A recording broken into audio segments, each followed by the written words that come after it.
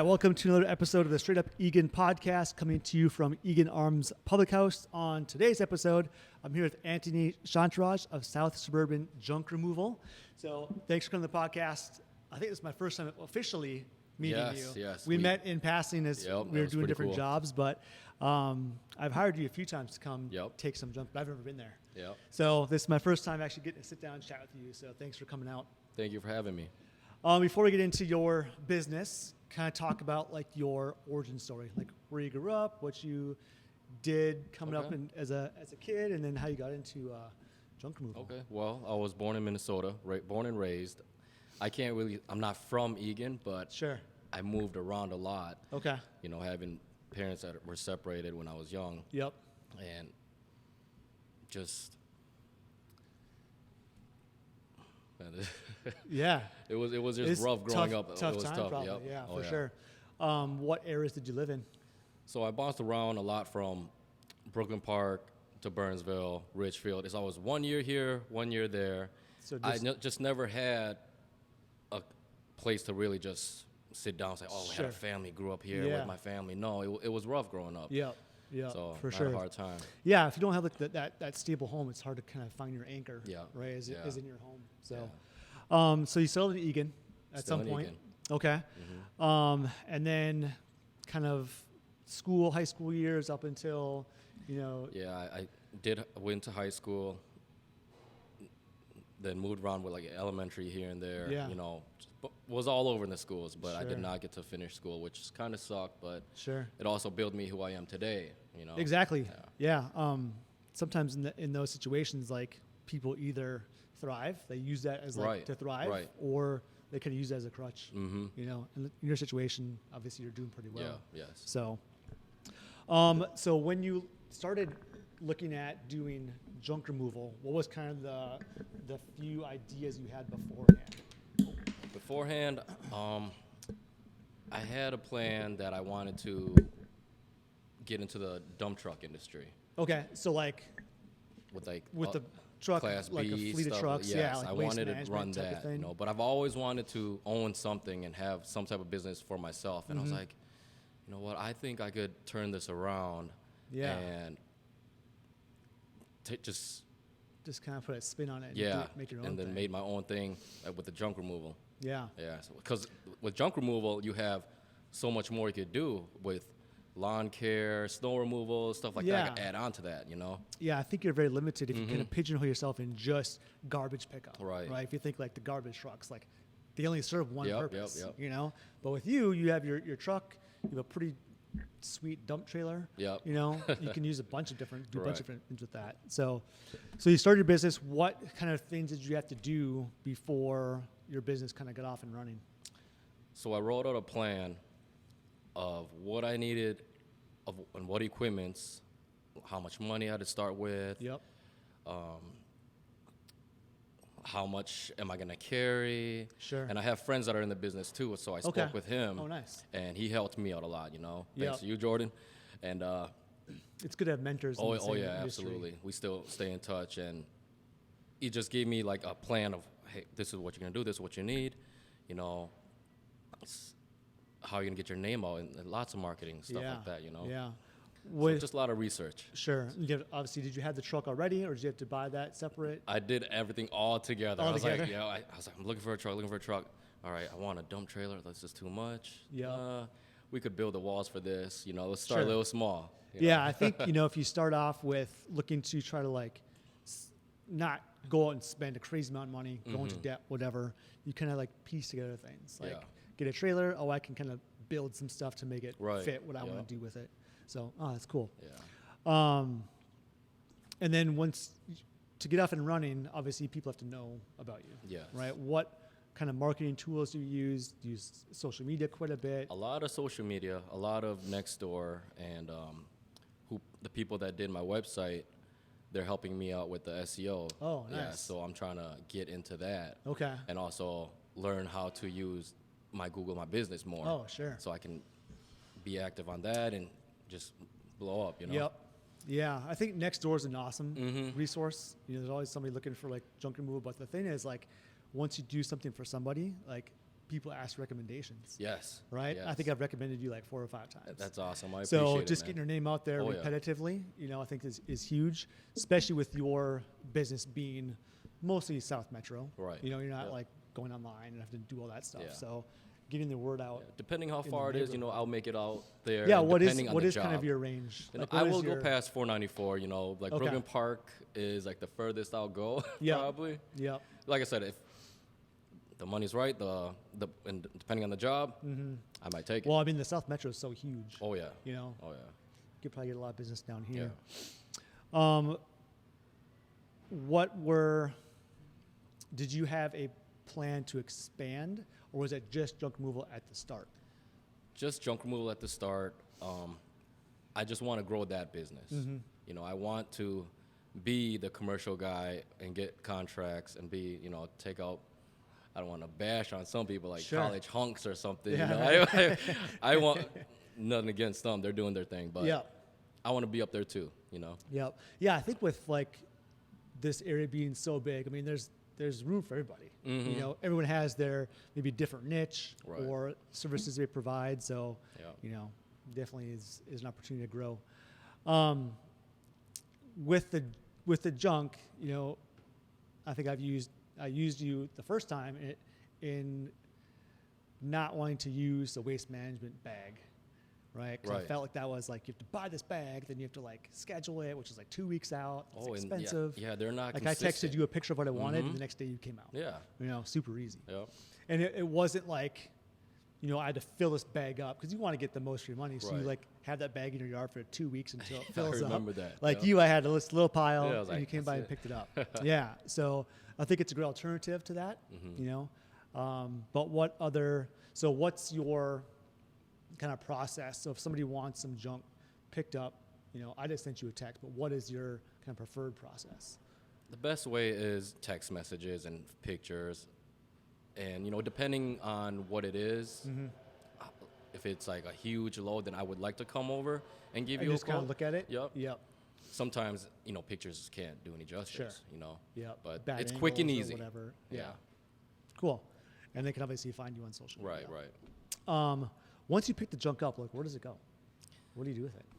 I have my places, so every place has a price, of course. So I've done research where I can go out to further Shakopee, you know, depending on the electronics. I just have places to go. Okay. And, you know, some places, I mean, depending on what we're throwing away, if it's in good condition, I like to donate. Oh, okay. Absolutely. Yeah, I'm all about donating. You know. Any specific donation places? Or Bridging, mostly bridging. Okay. They will accept a lot, and, you know, I'll check with Goodwill or Savers or something. Sure. So you basically just kind of see what you're picking up. Yes. Call around, see what tell them what you have, see what the best prices are, then you just go out there. I've always wondered that. Like, like where do you drop off stuff? Sometimes I'll keep the stuff, or I could build something from it. I like doing that too. Yeah, that's cool. Yeah, I've seen on your social media you've done a few like house renovations and stuff. Yeah, kitchen renovations. I have a lot of history with that, and like, you know, going back around growing up with my parents. My dad owned a home remodeling business, so that's how I've always been. So you learned the tools of the trade, huh? Yep, just driven, just work. Yeah, it's crazy, you know. Entrepreneurs, you know, where do you find your drive? You know, if you saw your dad doing it, it's, you know, you just watched him do it. And you're like, oh, I know this, I can do this. You know, it's just kind of figuring out what your idea is going to be. Right. Found junk removal, so that's awesome. So we passed by, our first meeting was passing by because you were doing some junk removal. I was doing snow removal, but you do snow removal as well, right?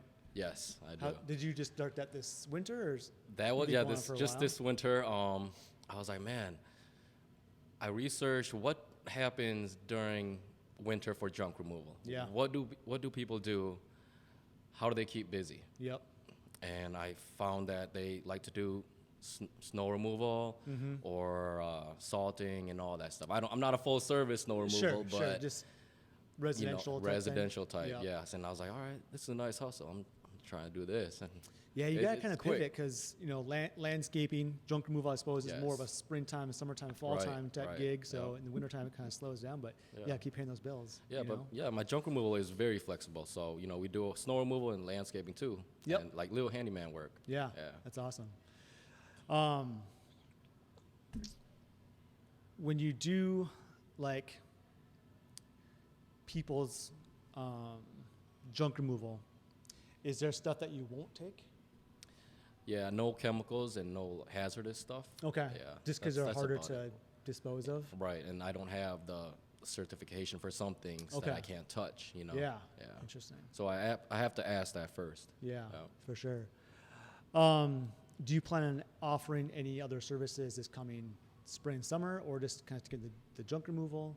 It's gonna be junk removal, and spring is coming up. We do have some spring specials coming. Okay. Yeah. Okay. What are those?